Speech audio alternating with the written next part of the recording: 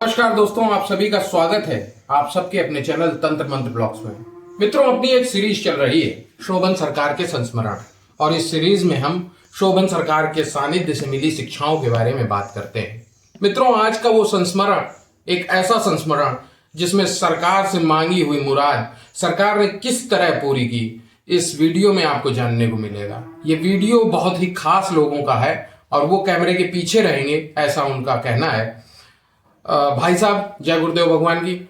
और एक संस्मरण आपका था जब आप 12th और बीएससी के बाद मेडिकल की तैयारी कर रहे थे, सीपीएमटी की, और सरकार से जब आपने एमबीबीएस की सीट के लिए कहा था, उसका वो संस्मरण मैं आपसे जानना चाहता हूं।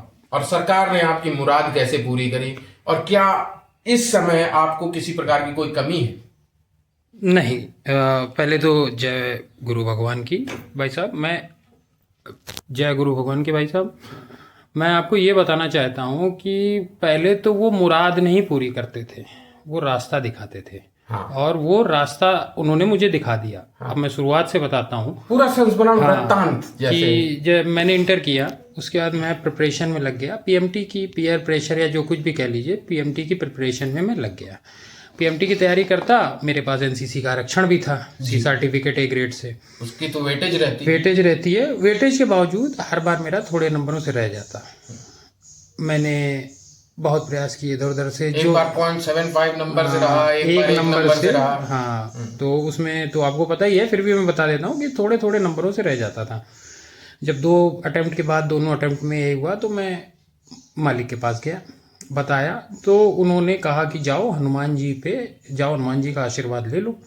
हनुमान जी का आशीर्वाद ले लिया, सारा कुछ किया। उसके बाद फिर पहुंचे दोबारा जी, कुछ बोला नहीं। अब ये मुझे सही से याद नहीं है कि मैं एग्ज़ाम देने के बाद पहुंचा था या वैसे ही, ज़्यादा अंतर नहीं था पहली और दूसरे वाक्य में, 15 दिन से ज़्यादा का अंतर नहीं जी। दोबारा मैं पहुंचा तो दोबारा काफ़ी देर, जब आप दोबारा शायद पहुंचे थे तब आप असफल हो चुके थे पीएमटी। हाँ, पीएमटी में मैंने शायद आखिरी बार ही वो पीएमटी दिया था। पीएमटी दे के असफल होके मैं पहुंचा था, ये बात सही है। लेकिन पीएमटी दे के असफल होके पहुंचा तो काफ़ी इंतजार के बाद मालिक के दर्शन हुए जी। दर्शन हुए तो उसके बाद बैठे रहे हम लोग। फिर मैं तो बहुत ही मतलब अपने आप को मूड और बदतमीज आदमी समझता हूँ ऐसे संतों के सानिध्य में जी। तो मैंने अपनी बात कही जी कि मालिक देखो, इस बार भी नहीं हुआ। तो पहले तो काफ़ी देर सोचते रहे, फिर मैंने दोबारा बेवकूफ़ी में टोक दिया एक बार, मालिक बताओ कुछ। भाई चेहरा तमतमा गया सरकार का, गुस्से में आ गए, कहते नहीं कितनी कोशिश कर लो, एमबीबीएस नहीं लिखा है तुम्हारी कुंडली में, 50 सरकारी नौकरी भरी पड़ी हैं, जो मर्जी ले लो, इस तरीके की चीज़ें।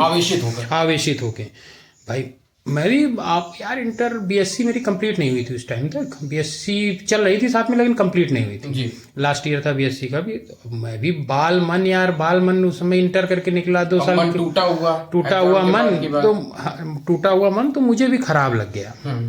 मैं गया नहीं काफ़ी दिन तक।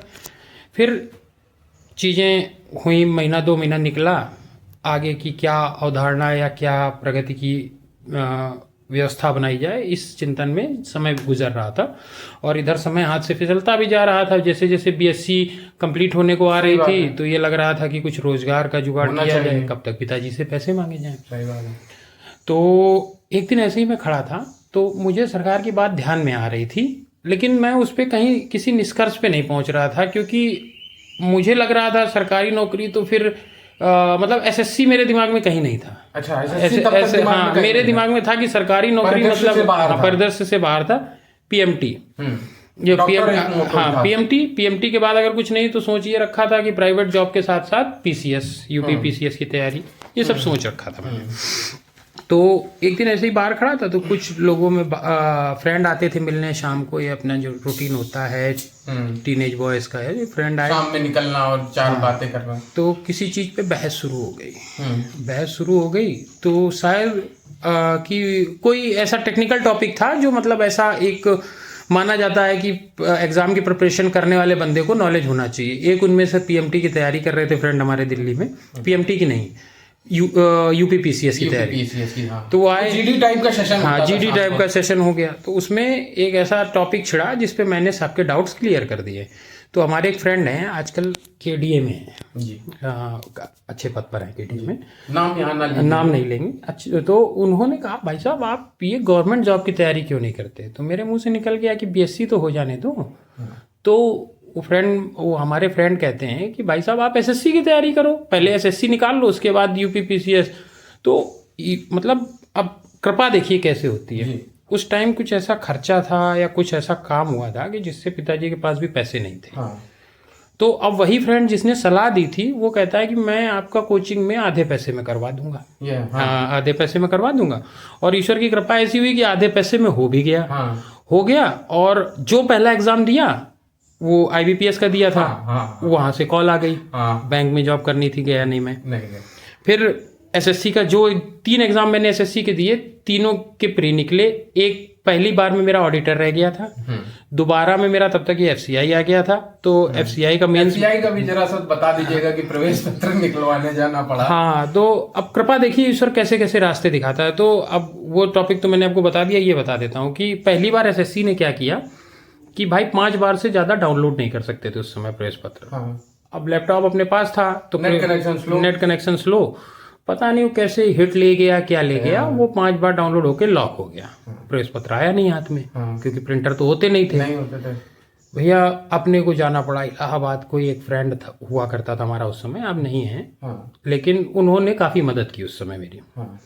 निकलवा दिया प्रवेश पत्र, वहां तक लेके गए, प्रवेश पत्र निकलवा दिया। उसके बाद भैया हम लोग एग्जाम देने पहुंचे। कुंभ के दौरान इन्होंने एग्जाम रख दिया। जी।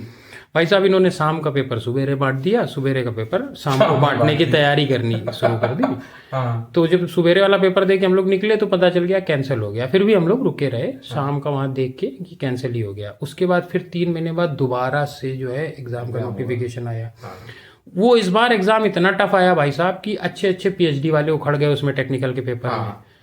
टफ आया था। हमें किसी मित्र के थ्रू, ईश्वर की मालिक सरकार की कृपा के थ्रू, एक बुक बता दी थी किसी मित्र ने। जी।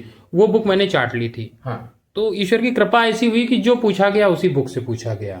बहुत बढ़िया नंबरों से एफसीआई का एग्जाम निकला। हाँ। उसके बाद फिर धीरे धीरे, जैसे ना ईश्वर की जब कृपा होती है तो आप, मैंने शुरुआत में कहा कि रास्ता बता देता है। जी। फिर हमारी एक मौसी जी हुआ करती हैं जी। वो एफसीआई में अच्छे पद से रिटायर हुई हैं। तो उन्होंने, मेरा ज्वाइन करने का मन नहीं था क्योंकि मेरी इनकम टैक्स इंस्पेक्टर समझ में आ रहा था।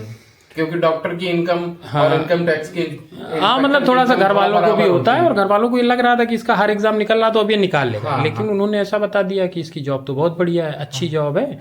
तो बस फिर माता जी ने पीछे पड़ गई कि अब तो ये तो ज्वाइन करनी, तैयारी करनी, करते रहना। 24 साल के हो गए हो, सबकी जॉब लग गई है, और मतलब फिर ज्वाइन करवा दिया। तो आज खैर चीजें बदलनी थी, ईश्वर को बदलनी थी। आज जो आपकी स्थिति है और जो स्थिति आपकी इच्छा अनुसार एमबीबीएस पाने के बाद होती, क्या उसमें आप कोई विभेद पाते हैं?